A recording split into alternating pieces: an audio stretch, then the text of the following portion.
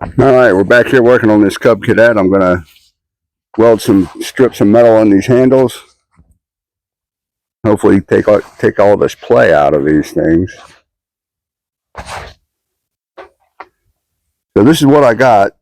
I had some metal, so I cut some little pieces, and I'm going to weld them on right there.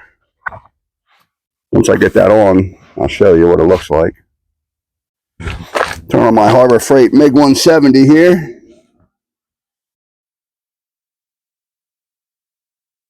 See how this weld comes out.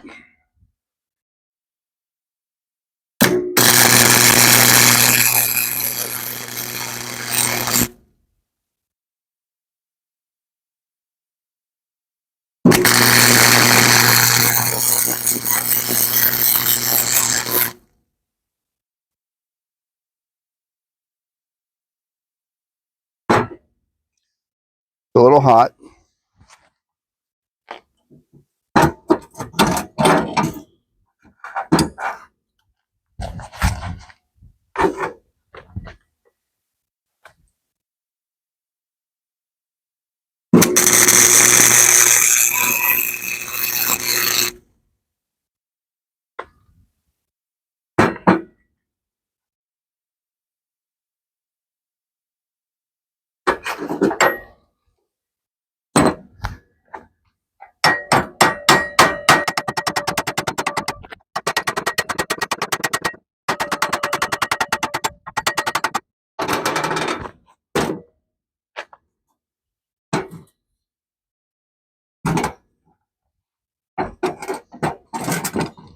I have to be careful how much weld I put on this side here.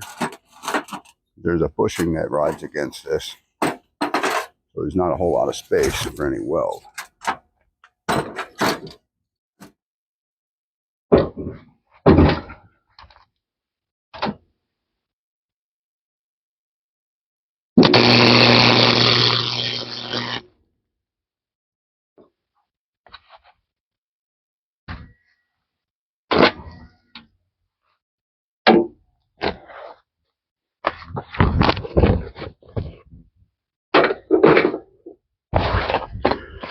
Now I'll put one on the other side.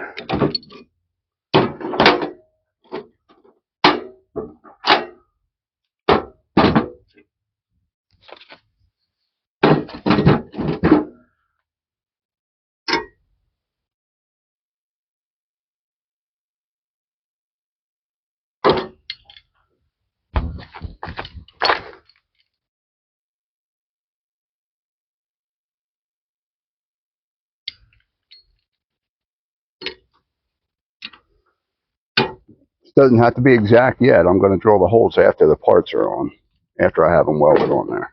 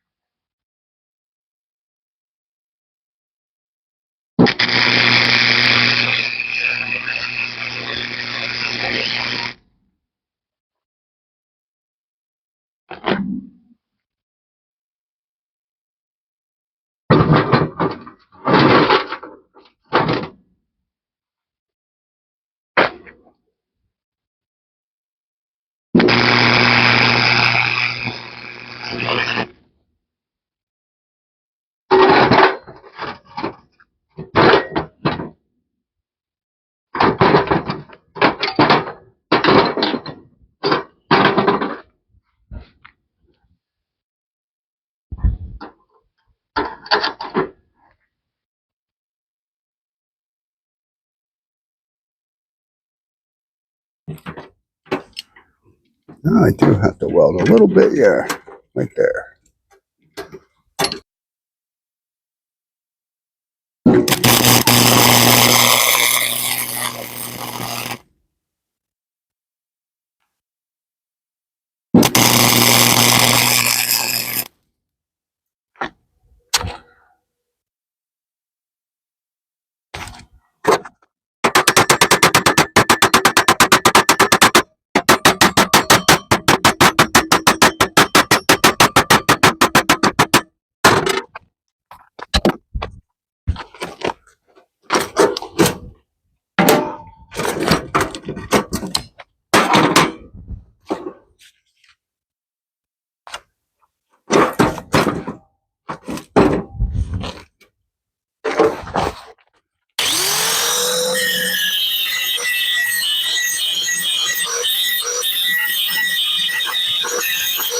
clamp this down.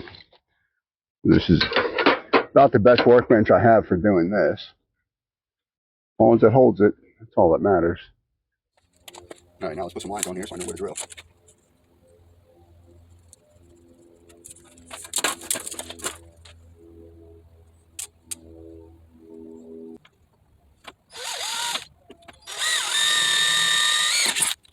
You can pilot it now with the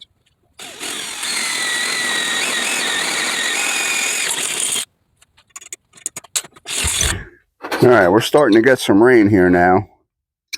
Let's see if I can get this on here. That shaft slides in and out a little bit, so it might fight me a little bit.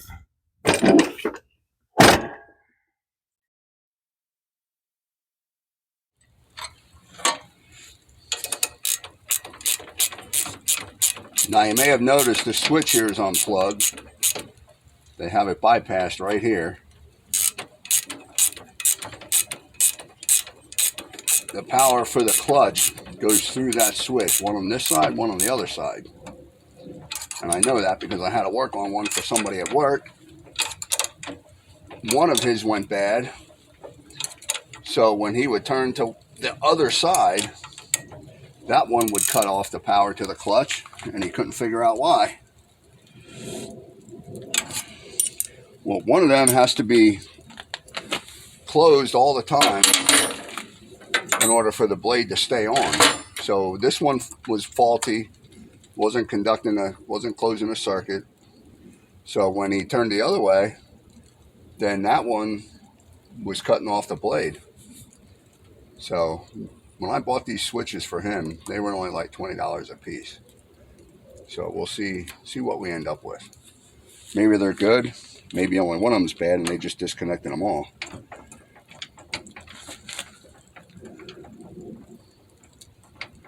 All right, I think I'm going to have to go to a bigger bolt.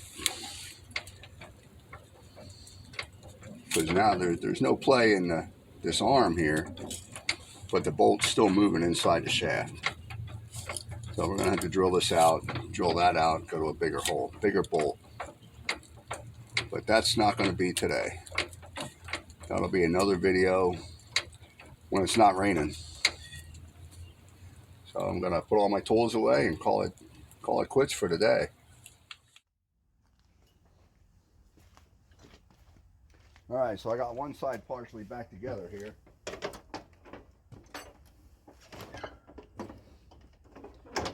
Now you can see how much play there is on this side. This is what I repaired.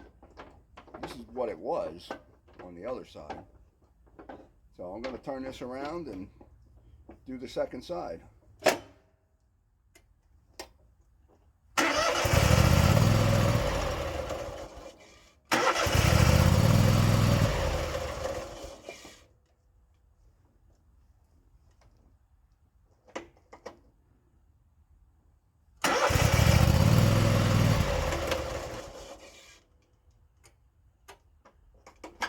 Maybe.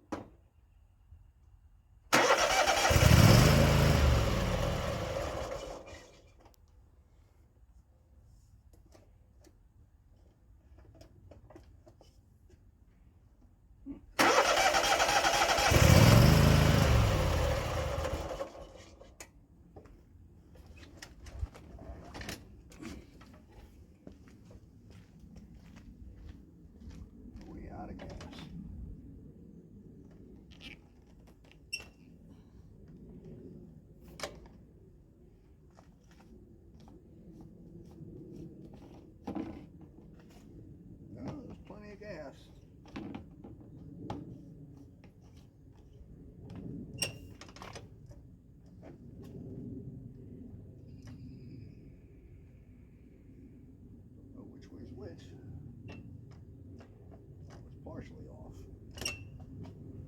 if that helps.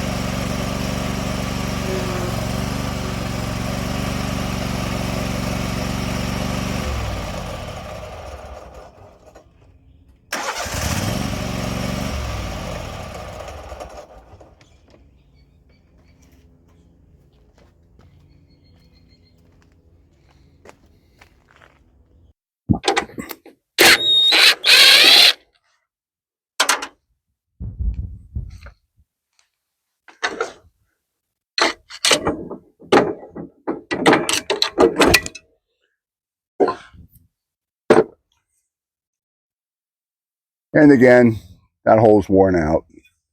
That one's not so bad, just like the other side. Even that little bit of play there is going to give us a lot at the end of the handle. So that's why we're going to go with a bigger bolt, a 3/8 bolt. When you need the right tool, you just need the right tool. Thought I could make do with the adjustable because all I need to do is loosen it some. Boy, this is not made to be worked on.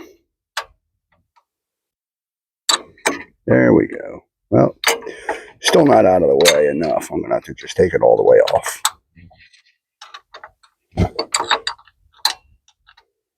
Anything like the drill bit.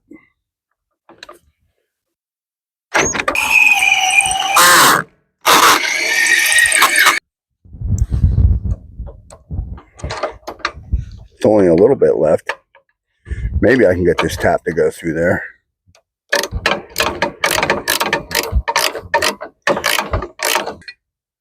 See if it fits.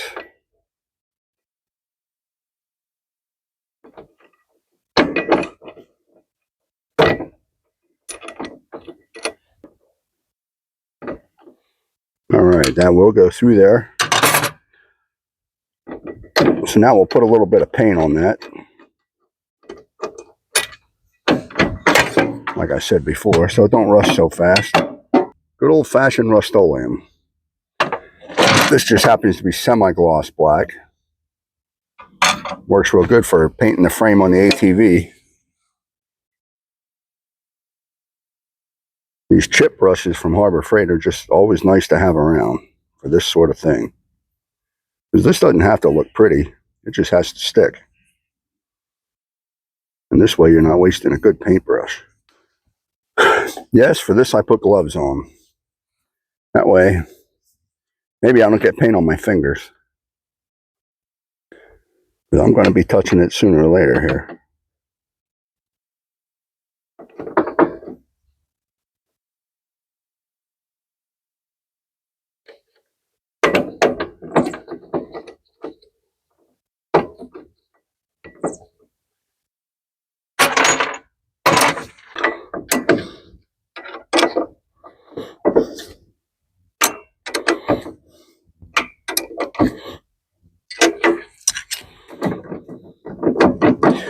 And now we have no play. That's the play we got right there. That's in the rest of the linkage. Check it out. There we go. Not so bad. Now we got all top ones in. Put on these guys.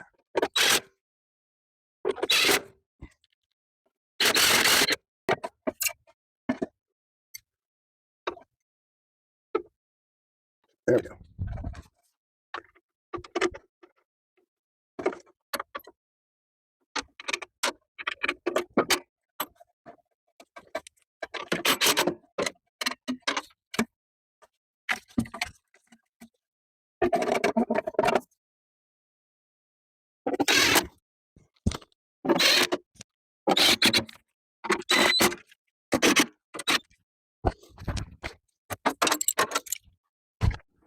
Well, I think neutral's off on that one. We'll see. Hopefully it don't go in circles when I start it.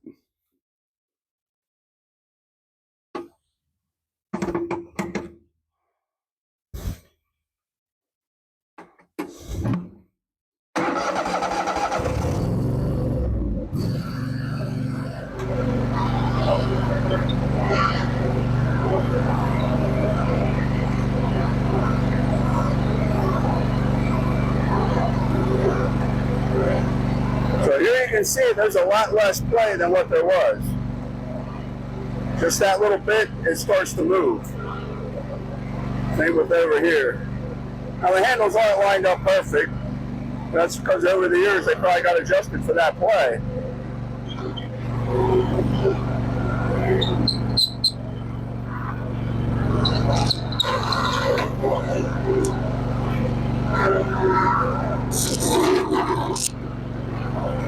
Definitely goes faster in reverse now.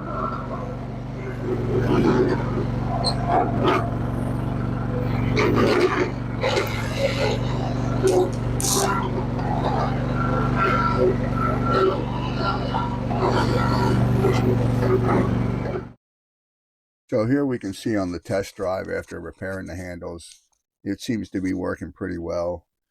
I'm able to make it go straight without a problem, full speed. It turns well in both directions. So I think this is going to be a good repair. I don't think the hydros are even a problem. Sometimes the homeowner just is steered in the wrong direction. But I think we're going to make out well on this one here. So I plan on keeping this one at least for this season. This is my part of my front yard here. And it's almost square, so there's a lot of turning. When you're using a riding mower, there's a lot of backing up and turning. And a zero turn like this just makes it so much easier and faster. I also have a big yard in the back, and we're going to get a lot of use out of this thing. So if I do decide to get rid of it, we'll have a good test drive on it and know that there's not going to be any problems for the next owner.